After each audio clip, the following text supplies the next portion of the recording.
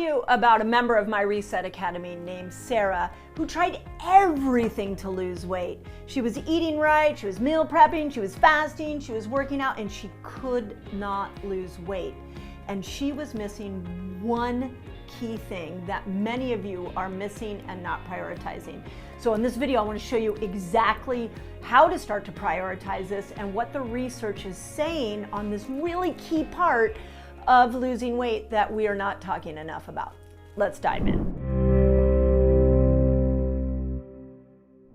So, many times we are solving the wrong problem when it comes to trying to lose weight. We sit there and we think, oh my God, I must not be disciplined enough. Oh, it must be in my genetics. I keep not going on diet after diet and I can't lose weight. And what we're not talking about and addressing is that why does the body hold on to weight? And it's a protective mechanism because it is in stress. And one of the things we know about a stressed body is it needs rest and recovery, and it needs to be trained to know that it needs to come out of stress. So the thing that Sarah was not addressing and prioritizing was sleep. And there's an incredible study out of the University of Chicago that I'm completely geeking out on. It's a 2010 study, and they took two groups of people. They gave them the same amount of calories. They had the same amount of output of calories. The only difference was one group got 8.5 hours of sleep and the other group got 5.5 hours of sleep. And here was what they found. It blows my mind. It should blow yours, which is that the sleep-deprived group lost 55% less weight and 60% more weight loss from lean mass. So they didn't lose as much, and what they did lose was mostly muscle, which is not great. So let's talk about why not getting enough sleep is as bad as eating too many calories or eating the wrong foods. So there are three major problems with not getting enough sleep that contribute to your inability to lose weight. So the first is your hunger hormones go haywire. So ghrelin is the hormone that is the signal that you're hungry, and leptin is the signal that you are full. And according to a 2016 study in the Journal of Obesity, sleep restriction increases ghrelin, telling your brain that it is more hungry, and it decreases leptin and disrupts leptin, so leptin doesn't know that it's full. So you can wake up hungrier, you often will eat more because of this change in hunger hormones. Number two is not sleeping enough flips the switch on fat storage. So sleep deprivation equals cortisol rising. When cortisol goes up, whether it's through lack of sleep or stress, you will start to store more visceral fat. Visceral fat's going to show up around your organs. It's also it's that hard fat around your belly. And in that chronically stressed state, what's going to happen is your body's going to break down muscle so it can grab some amino acids to bring up to the brain so that the brain can function normally. So Sarah, for example, it was in a deficit of calories, but cortisol was still really high, which was causing her body to prioritize fat storage and muscle breakdown. The third thing that the lack of sleep does is it disrupts your growth hormone. And this is a big one because you stop getting as much growth hormone after the age of 30. You can bring growth hormone back through things like intermittent fasting. I taught you all that in Fast Like a Girl. But what's interesting is that growth hormone is released in pulses. And the largest burst of growth hormone happens when you are asleep and in deep sleep brain waves. So deep sleep is where the brain shrinks so that the cerebral spinal fluid can go up and wash the brain free of all the toxins from the day. And it is in that deep sleep that your growth hormone actually goes up. So if you have fragmented sleep, where you're not sleeping through the night, it will disrupt these hormonal patterns.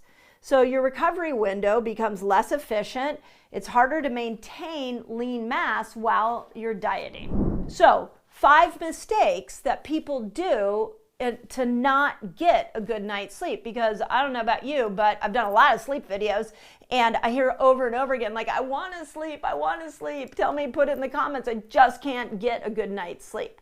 So here are the 5 things that you want to really focus on. So 1, stop scrolling on your phone before you go to bed. That's putting the brain in more of a sympathetic nervous system state. That is fight or flight. That's not rest and digest. Number 2, a biggie, is a large meal close to bedtime. That increases insulin spikes, which suppresses growth hormone. And we just already talked about how important growth hormone is. And it raises your core temperature, which may pull you out of sleep at 2 and 3 in the morning. Number 3 is using alcohol at night to relax.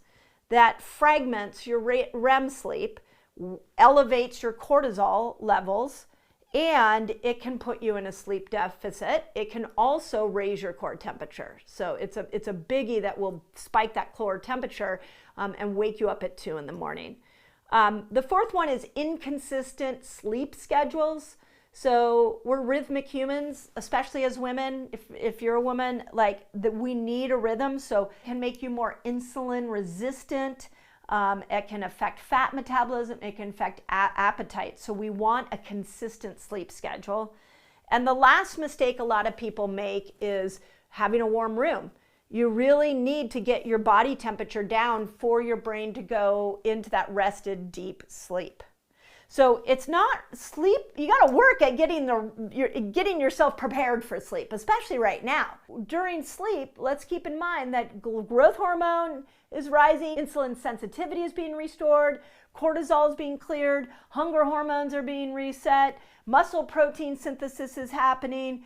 We want to sleep. Don't miss out on sleep. And we know from this study, people who don't sleep lose 55% less weight, and most of that weight comes from muscle. So here are 7 steps that you can start to do. I'm going to go through them really fast for you. 1, let's lock in a sleep schedule.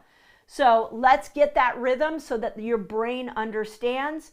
There's a 2018 scientific report that says irregular sleep timing is linked to obesity and worse metabolic markers. So pick a consistent time to go to bed and a consistent time to wake up. Number 2, start a 30-minute wind down ritual. That wasn't wind down ritual, that was wind down ritual.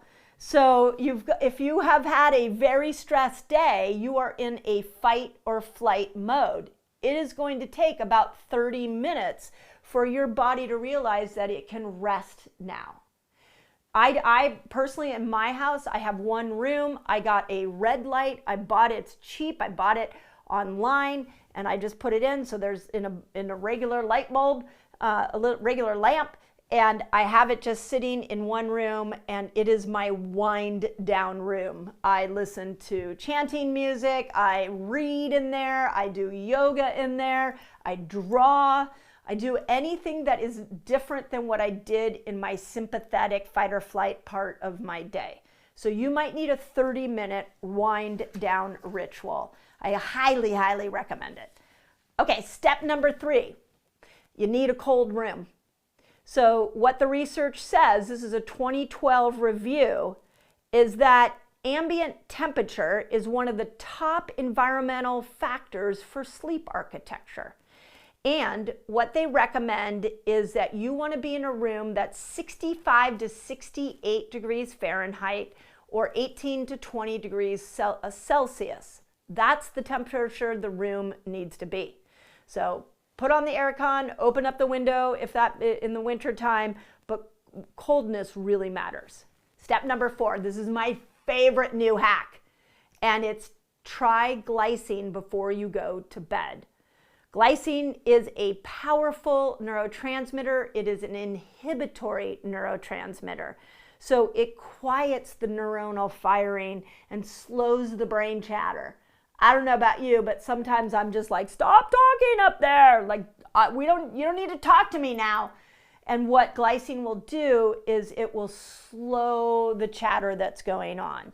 A 2012 study showed that 3 grams of glycine before bed improves sleep quality and it reduces next day fatigue. So it's not a fat loss supplement. It supports sleep, which we now know is a fat loss activity. Start thinking of it like that. Just like you think of exercise as a fat loss activity. 3 grams in water, 30 to 60 minutes before you go to bed. Step number 5 you can do, which is stop eating 2 to 3 hours before you go to bed. When insulin goes up, growth hormone goes down. I've talked to you a lot about how when melatonin goes up, insulin goes down and you become much more insulin resistant. Well, guess what?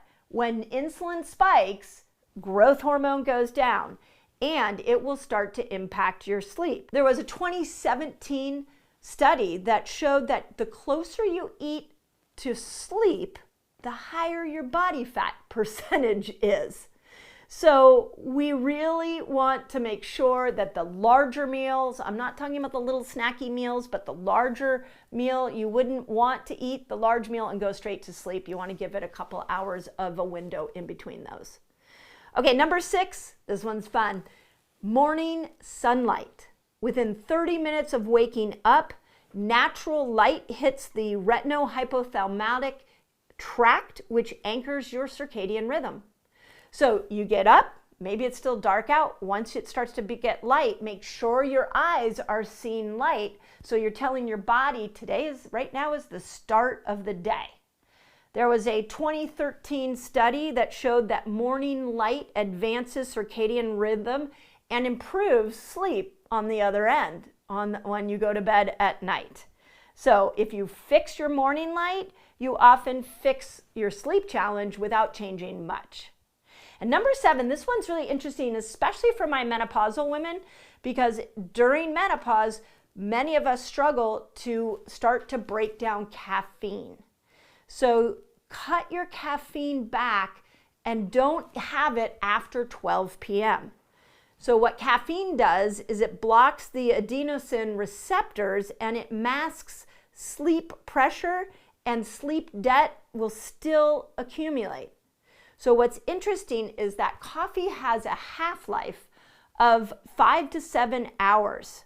So if you had a cup of coffee at 3 p.m. in the afternoon, at 9 to 10 in the evening, you would still have 50% of that caffeine going through your body. So let's keep caffeine in the morning. And we also know that if you go to bed with some caffeine in you, it slows down those deep brainwave states, which what do we know about the sleep brainwave states? That's where we're getting more growth hormone. So this is an interesting one. A 2013 journal showed that caffeine 6 hours before bed reduced total sleep by 1 hour. So highly recommend you keep your caffeine earlier in the day. You might even set the mark of not after 10. But if you can start to keep caffeine as far away from sleep, you're going to not only be able to go to sleep easier, but you're going to have better sleep quality. And this is exactly what Sarah did. So Sarah kept fasting. Because that was working, that was a good tool. She kept changing up the different foods she was eating, trying different diets. She kept her exercise. But what she did is she decided to start prioritizing her sleep. And very quickly, within a week, she started to see weight drop that she couldn't make happen without prioritizing sleep. And what's really interesting with Sarah's changes is here are some of the things that she started to notice. Was that week number 1, her hunger went down. So we know that ghrelin started to go down, especially her morning hunger, and her sugar cravings started to change. Week 2, cortisol started to drop, and she started to have more energy and better mental clarity. She noticed her belly was a little flatter. And then by week 4, she started to see the difference on the scale. So I wanted to point that out because it took several weeks before the number on the scale changed, but she started to see this change. So I know so many of you are really working so hard to lose weight, and you get frustrated and you turn on yourself. And I want you to see what the science is saying, is that sleep needs to be a priority if you want to drop weight, especially if you want to drop weight and preserve muscle. So let me know if you've had great results with sleep, and as always, if this was helpful, but don't give up on yourself. It's not your genetics, it's not because you're undisciplined, it's because you didn't get information like this. And once you understand the strategy to weight loss, it becomes so much easier. If this helped, you're not going to want to stop there. Check out this video.